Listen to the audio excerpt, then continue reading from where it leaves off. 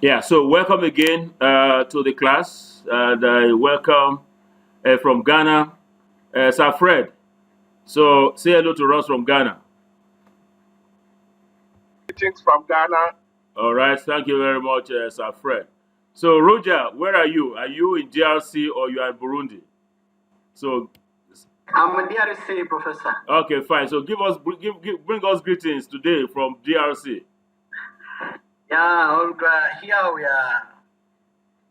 we are fine and we are doing with COVID All right. and progressively we are Yes. unlocked. You're unlocked, progressively unlocked. Okay, Yeah. wonderful. So, Professor Juma Shabani, sir, our director, can you give us some greetings for the class today? Yes, greetings from Bujumbura. Yes, sir. Home greetings, and I wish all the group all the best for this week. Thank you very much, Professor Juma Shabani, UNESCO juggernaut, and and the director of the Doctoral School, University of Burundi. Yeah, so again, everybody, welcome. This week 5, and today is Monday, May the 4th, 2020. Our agenda for today will look like this. We have overshot this time because to give a welcome and introduction of facilitator, which I'm doing right now, by 10 a.m., we have a lecture on multiple regression analysis. My conference with our vice chancellor who is presenting told me that it will be a theoretical consideration, and then the next one will be the practical consideration at 11. And we'll close at noon, and there'll be some announcement. So let's welcome our facilitator. Our facilitator again, who gave us a wonderful lecture on determining the validity and reliability of achievement tests, is Professor Abayomi Arigbabu, Vice Chancellor of Tai Solarin University of Education in Nigeria, the first university of education in Nigeria. Professor Arigbabu holds BSc in Mathematics, MSc Mathematics, and PhD in Mathematics, Science and Technology. As you can see, he left BSc Education Mathematics and he went to content area Mathematics and also here for the PhD, specializing in maths education. Professor Arigbabu has been involved in MST, that's Mathematics, Science and Technology Education and Teacher Preparation for over 3 decades. That's before I was born. And he's a fellow of the Mathematical Association of Nigeria, MAN. His research acumen is emphasized in his contributions to many international journals and a host of national local journals and books. He's an external examiner to a number of universities in and outside Nigeria and a consultant to some national and international organizations like Learn Africa PLC, Pearson Educational Services in the UK, United Nations Population Fund UNFPA, and the World Bank. He's also a reviewer to many reputable national and international journals, particularly those cited in the index of ISI and Scopus. My pleasure to welcome Professor Abayomi Arigbabu to please take the floor. Over to you, sir. We are eager to learn multiple regression analysis. So, yeah.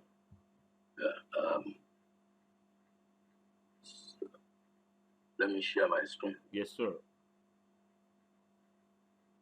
I hope my screen is it up now? Very, very much so. You can see your beautiful picture there. Thank you, sir. Let me go to PowerPoint. Okay. Well, good morning, ladies and gentlemen. It's a pleasure to be here this morning to present the ninth lecture in the series. Appreciation to the Facilitator General, Professor Peter Okebukola. Thank you, sir. I want to thank all the, you cannot see Professor Juma Shabani. Well, I don't know whether Professor Nimi Briggs is there, and some other vice chancellors that will probably join us. Today's lecture is on multiple regression analysis, and it's in 2 parts. Actually, I had a little problem deciding on what to do. I always avoid the situation whereby my background will affect my presentation. As a mathematician, the tendency is to present mathematical concepts in such a way that people who are not mathematicians might even run away. And for me, I've done a lot of research on mathematics anxiety, and I would not want people to be anxious or to be very, very nervous when it comes to mathematics. So I have tried as much as possible. And like we say in computer balance, looking at the configuration, when you want to buy a computer, what is the configuration? So looking at the configuration of this class, I wouldn't know the background of all of us that are there. I don't know the level of mathematical competence. So what you need for this course, and even beyond as a researcher, is how to use mathematical tools. You are not going to get a degree in mathematics. So I've tried as much as possible to ensure that by the time I finish this lecture, it will look as if it was just something that was not mathematical at all. So, and the aim is to ensure that people understand what is to be presented, when you use it, and why you need to use it. Like I said, the title is multiple regression analysis. This is part one. The second part will now delve into a bit of how to use SPSS in the calculation of multiple regression analysis. Well, at the end of this presentation, we hope that participants will be able to explain what multiple regression is. Also, we'll be able to explain visual representation of multiple regression. Also, we'll be able to interpret regression equation, explain the basic assumptions of multiple regression, and also illustrate how to calculate multiple regression. That one will spill over into the second part anyway. We'll just start it in this first part. I do a quick review because I remember in those days when we were studying to become teachers. Because I even actually went to College of Education before going to the university. I have NC. Most of the time I forget this NC. And I know people like, those are maybe I think it started from grade 3, grade 2, grade 1. Anyway, we go from simple to complex. That's what they tell us. Go from simple to complex, from concrete to abstract, and that's what I've tried to do. So that's why I'm going back a bit, stepping back a bit, so that I take you along. If you are lost from the beginning, then I will not be able to achieve anything. I'm very comfortable because I know you are familiar with correlation and simple linear regression. And of course, let me assure you, even if you are not familiar with simple linear regression, you won't have missed anything by the time I finish this presentation. You will see that you also know about simple linear regression. Both are concerned with degree of relationship or association between one variable and the other. Whereas simple linear regression is for prediction of a variable, that is a variable that is called a dependent variable or outcome or target or criterion variable, based on the value of another variable. That should be another variable. Sorry, not variables. That one is the independent or predictor or explanatory or the regressor. So in the case of simple linear regression, it's about prediction of a dependent variable based on information we have from an independent variable. For example, we want to find out whether the final degree classification of a student could be predicted by entry qualification. In this case, you see that the final degree classification is now dependent on the entry qualification of the student. And in a simple linear regression, you end up like the data I have on the right hand, on the left hand side there, where I have age and weight for a set of students.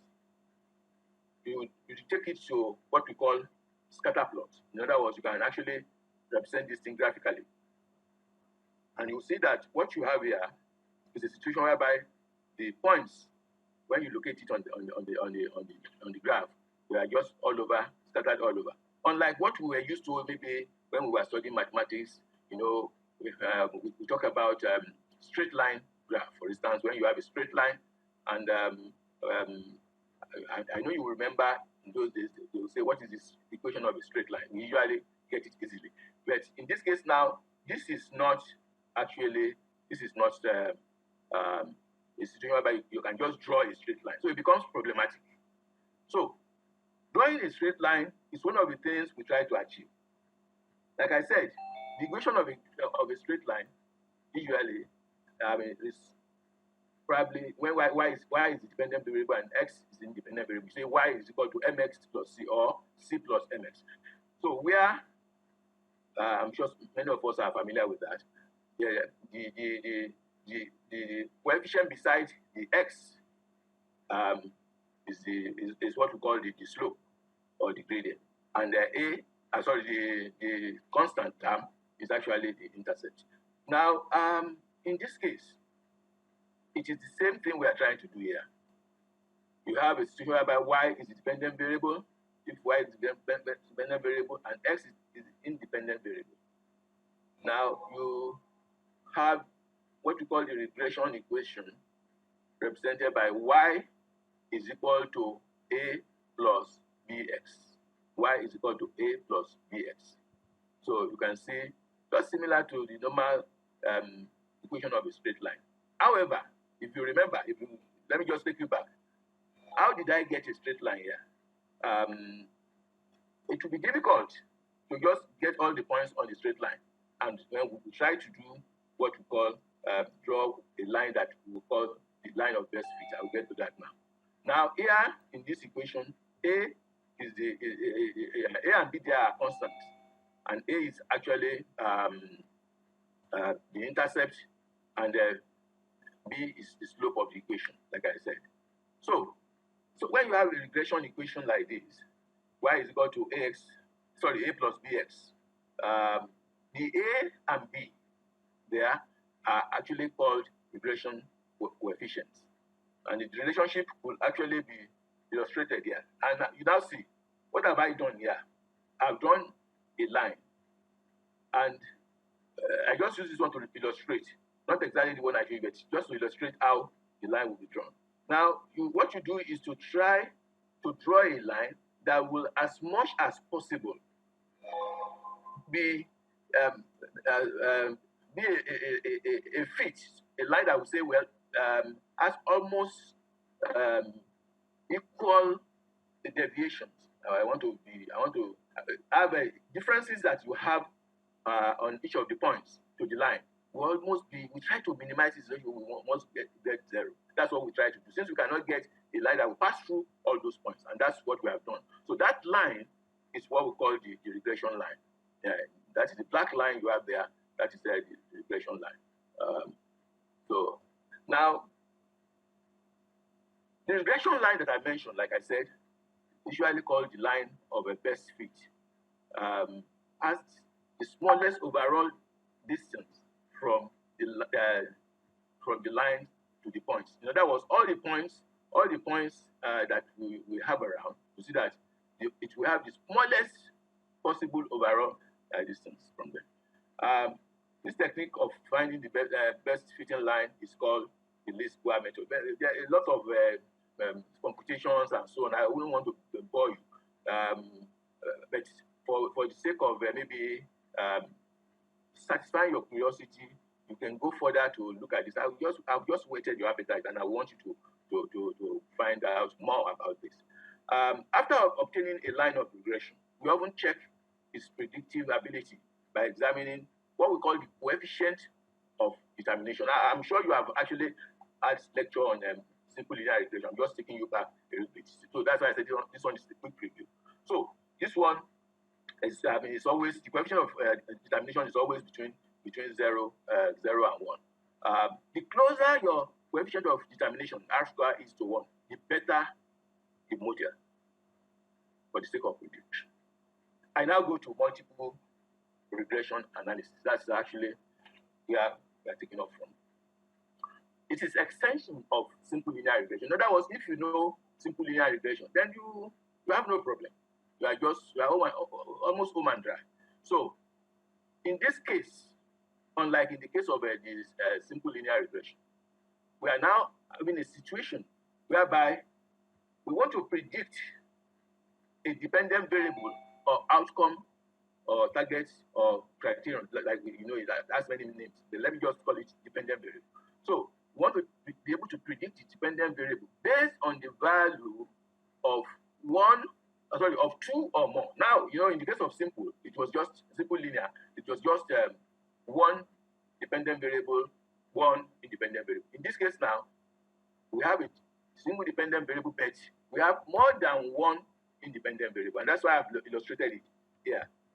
Unlike the case of let me show you the one of the simple linear regression. If you remember, one independent variable, which I call IV, independent variable, then we have one dependent variable. In this case, you have many independent variables there. So we are trying to use that to predict dependent variable. So, for example, we want to find out whether final degree classification could be predicted by 1, entry qualification, 2, gender, 3, marital status, 4, home environment. So you see that in this case we have more than one independent variable. So it is possible to determine the overall fit, that is the variance explained, as well as the relative, relative, that is the relative effect of each of the independent variables, the predictors. So relative effect or impact.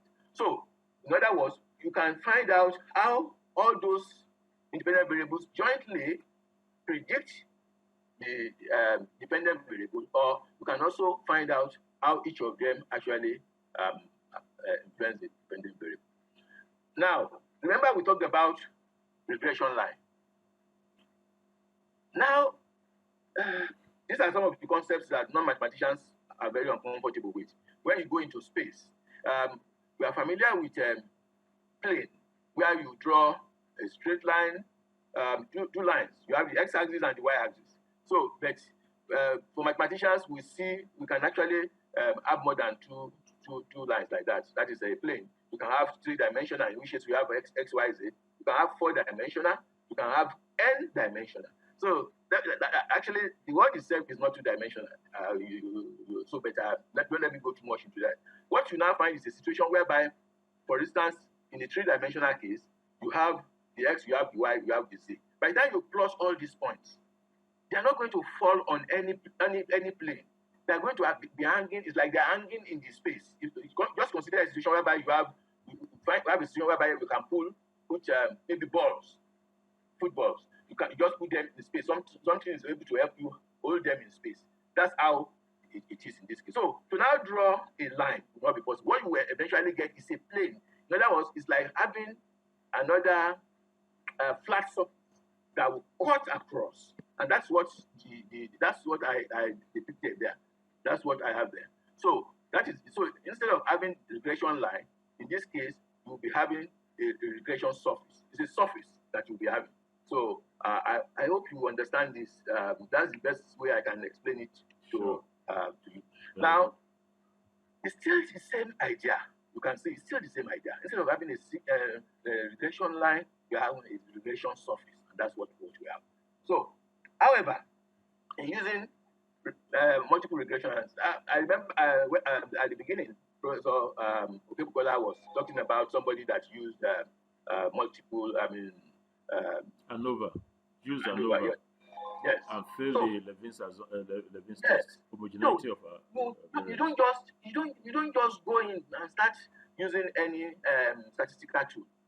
You need to be sure that this statistical tool will be appropriate for what you want to do. Otherwise, it will have been an exercise in futility, like the one you said. You will have imagine if that doctoral student used the wrong statistical tool, and then you got there and said, sorry, maybe you have to go back again and come sometimes later. So that's the type of. So you need to check before you just go ahead. It's like you are going to your house, your new house. You want to enter the house. You just wake up. You take a bunch of keys, and then you got there, and you now start. Shivering. When you use the first one, it won't open. The second one, you do that. And so on. Even when you have the right keys, you have to be sure that you have labeled them and you know the right ones. That's the way it is. Yeah. You don't just do what I call blind shot. Like I joke with people people that penalty is very close when you place the ball in front of the post. It's very close to the goal post. But if you close your eyes and you have to actually kick the ball, you have almost more chances of playing it. I mean, kicking it outside those the goal post rather than inside. So, but when you have your eyes open, definitely you won't. I mean, the goalkeeper is not there. You actually score. So you check what you call the basic assumptions of a regression analysis. So that is the way to go. So you have to check and be sure that none of those assumptions are violated. But the good news is that at times, when some of these are violated, there are ways of also handling them. So to be sure that, okay, I will still be able to use it. It's like what we call damage control. So the first assumption is that the dependent variable should be measured on continuous scale. That is interval or ratio variable. I'm sure I don't have to go, even if I don't know whether you know this before. I've attended lecture here where the lectures, I mean, we have translators have talked about this. So I'm sure you know what we are talking about here. So, for example, for continuous variables, we have maybe examination performance, which you have from 0 to 100, weight, which we measure in kilograms.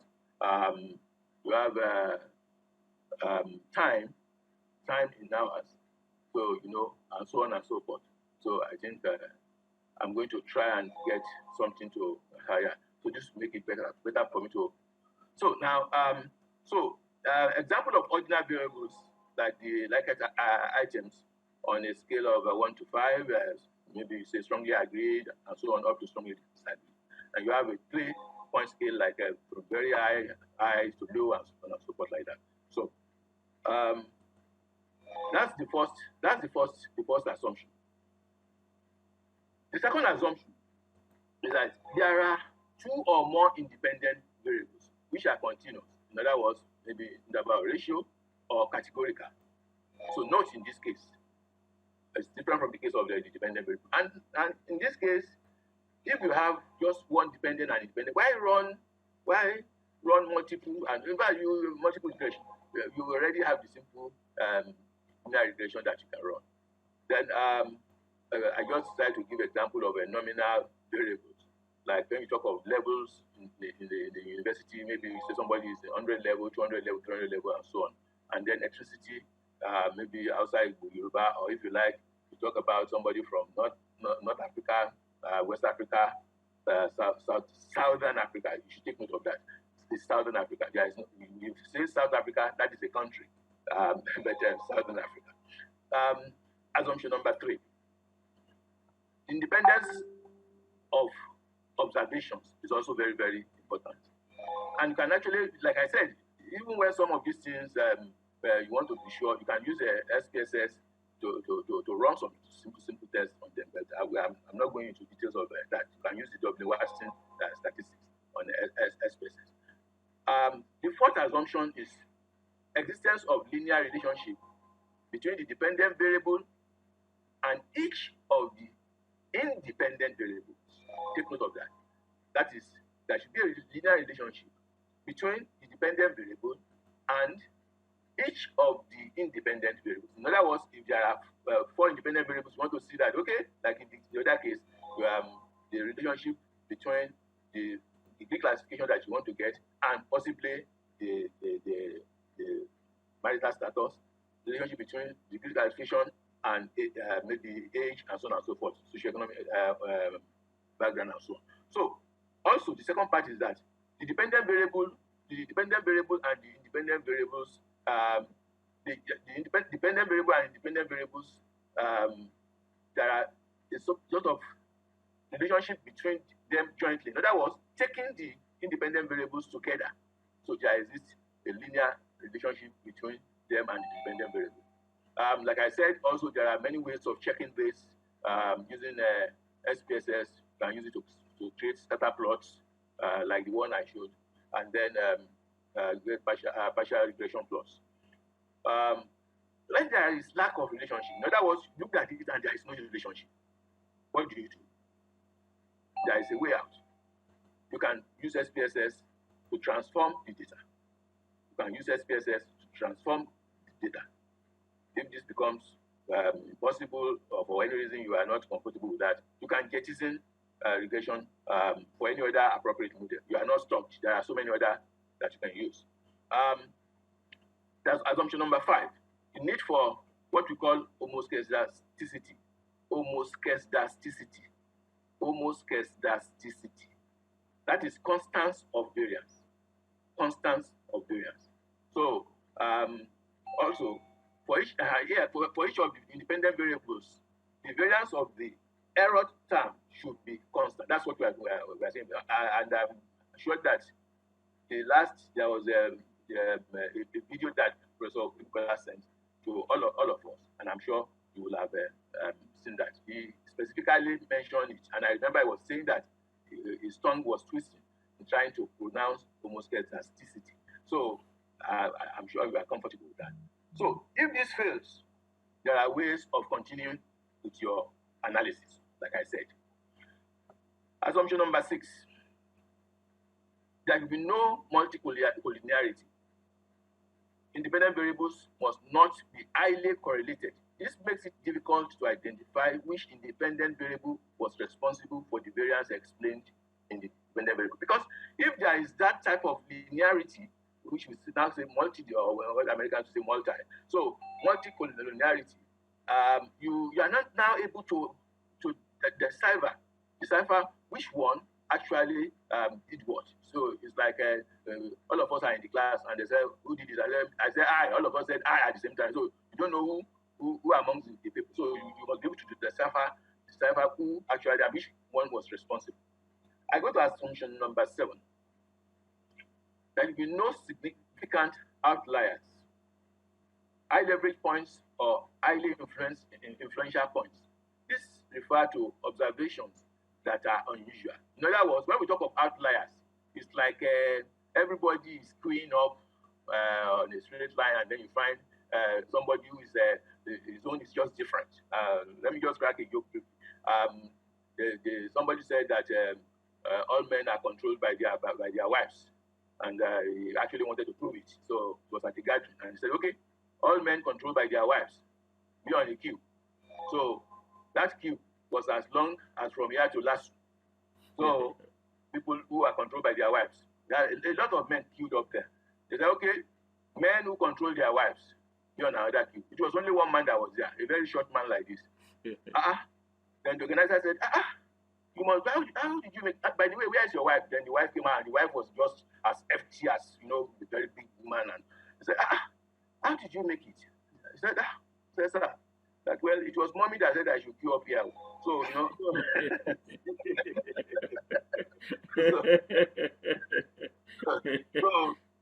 so you see, I'm just giving an example about that, because that guy was like an outlier. How can you be? So all other people were controlled by their wives, according to that. So there should be no significant outliers in the data. That's option number 8. Residual errors are approximately normally distributed. That the residual errors should be approximately normally distributed. And I'm also comfortable because we have spoken about normality in other courses that have been presented. Of course, there are many ways of using SPSS to check this.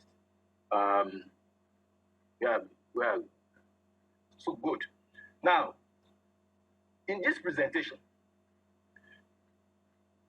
I have been able to take you through, starting from even simple linear regression, and then going forward to link it up with multiple linear regression. And of course, you remember that I said, just like we have the regression line, in the case of multiple regression, we have what we call the regression surface, because it's actually like in the plane. Now, not if you are going to have a line and it's not in the plane, then it must be falling on one of the planes that you have there. But in this case, those points are actually not falling on any of the planes. And of course, even if it falls there, you still have to draw the surface, which will also take care of that. We saw the visual representation of multiple regression, like the one I showed you. I hope you still remember. And then try to explain Using particularly, I did that with the simple linear regression, but it's just the same. It's only that in this case you have many variables. I just decided to leave out the equations. Instead of having just y is equal to a plus bx, you'll be having y is equal to maybe a naught plus b1 x1 plus b2 x2 plus beta and so on like that, depending on the number of variables. Where the x1, x2, x3, and so on are actually the independent variables. Like I said, I decided to avoid the equations because in using multiple regression analysis as master's and doctoral students, since you are not mathematics students, you are not statistics students, you are not going to remember all those equations again. You are not going to remember all those jargons, mathematical jargons. You will be more interested in how to use it. So, in other words, what is important for you is to know that multiple regression analysis exists, just like we have the simple linear regression, and that we have, though we have the regression equation also, just like in the other case, that one is going to be useful to you because I will illustrate in the second part of the lecture when we see, we'll now formulate the regression equation out of the result we get, and then we'll now be able to, in the other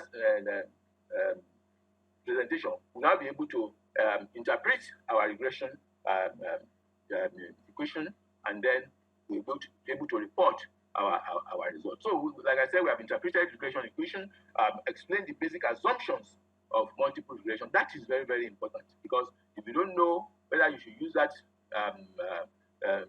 model or not, and just rush into it, it's very too late and damaging. And then, like I said, this to illustrate how to calculate.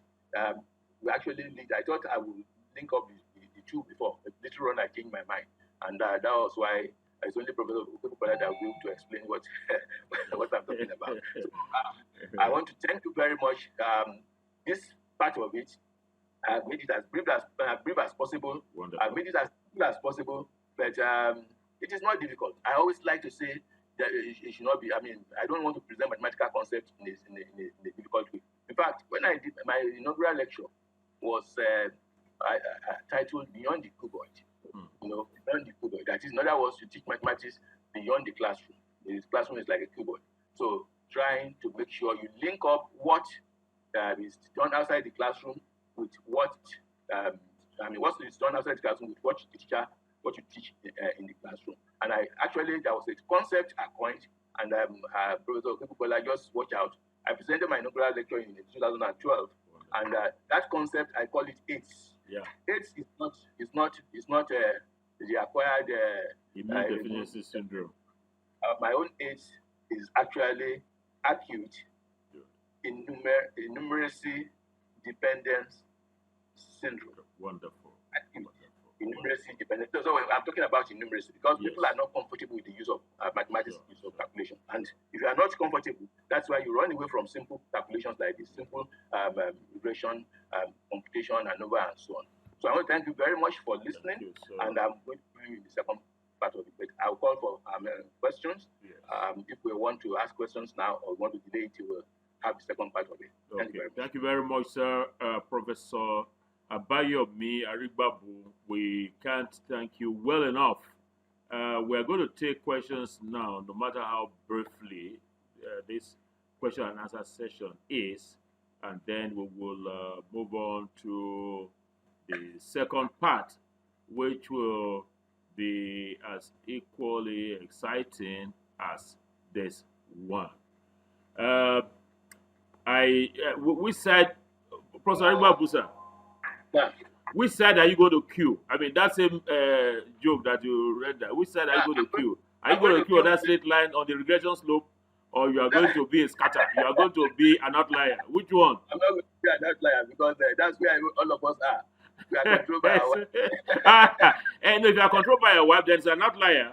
Because you said the mama says, look, my friend, you go and stand out there. So it means we're all outliers. I mean, they were all controlled by them.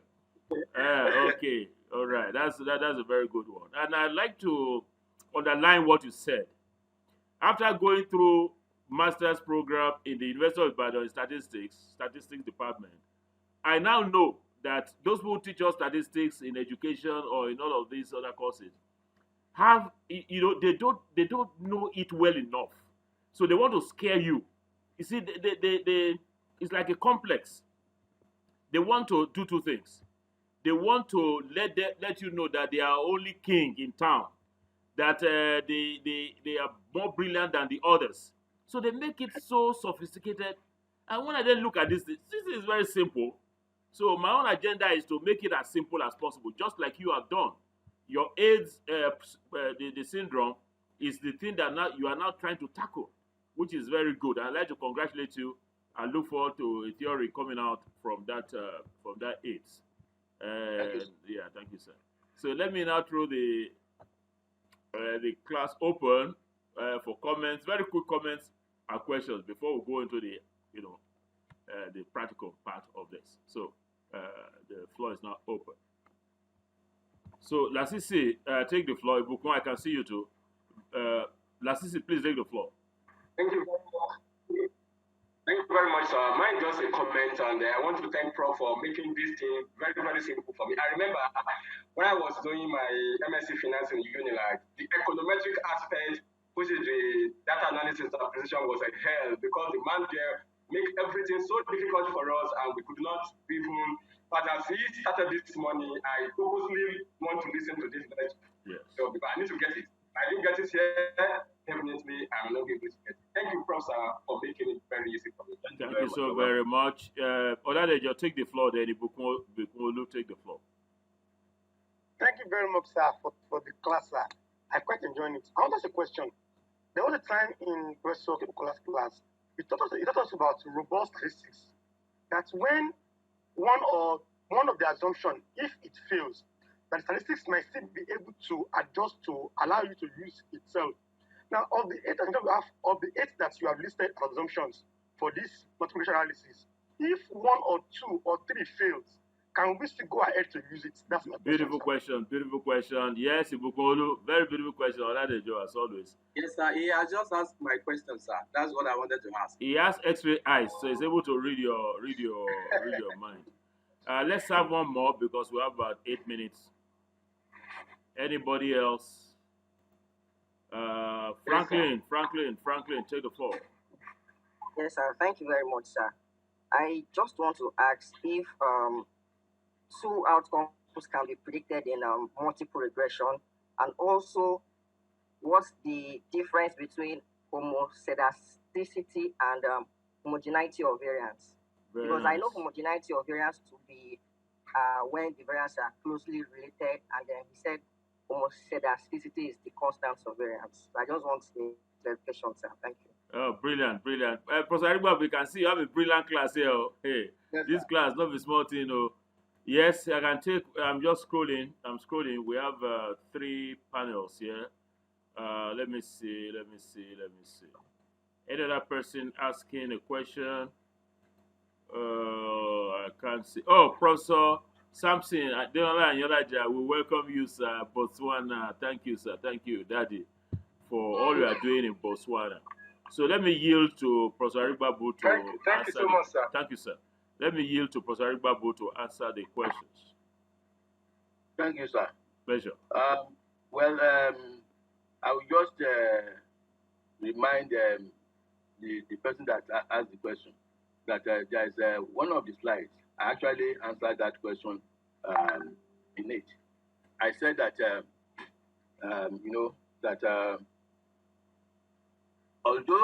though some of the assumptions may be violated in some cases, but there are way out. In actual fact, even SPSS, you can use SPSS to you can use SPSS to tackle it. So, but even if you are not able to tackle all of them, in other words, if there are a few of them that you are not able to handle, you might still be able to use the regression analysis. That's how I mentioned it. Correct. I'm sure. That slide, it's only that I'm not sharing my slide. I'm not sharing my this again. I've gone back to that slide. Correct. That is where I said that you first check that data in question can be analyzed using multiple regression. Yeah. And I said, though some of these assumptions may be violated in some cases, but there are way out. that Yes. you can actually use. So that makes it easy for you to actually go ahead, like I said. So this, I hope I've answered that. Yes, you have, sir. So the second one, well, like you said, I think you have answered the question. Homogeneity of a variance, homoscedasticity. Yes. So both of them actually they mean variance of residuals. That is variance of residuals. I don't know. You say I say tomato, you say tomato, something something like that. So that's I'm happy that you have actually have an idea of what we are talking about. So we want to be sure that this assumption is also satisfied before we go into our calculation. So do you have? Then there is another concept. We call it is the opposite of homo. Is the heteroscedasticity. And definitely, I'm sure you not ask a question about that because when you say homoscedasticity and then you say heteros, so you already know that it's the opposite of it. Thank you very much. Thank you so very much, sir. Now I'm going to unmute everybody for us to give a round of applause to our professor, Professor Arigbabu. Let's give a round of applause for a job very well done. Thank you very much. Thank you very much. Yeah, thank you very much. Yeah. Okay. You can see the CM is clapping. You can see Professor Samson and Elijah are also clapping. So we are very pleased with what we just heard. We'll just take 1 minute break and then we will get on with the second part.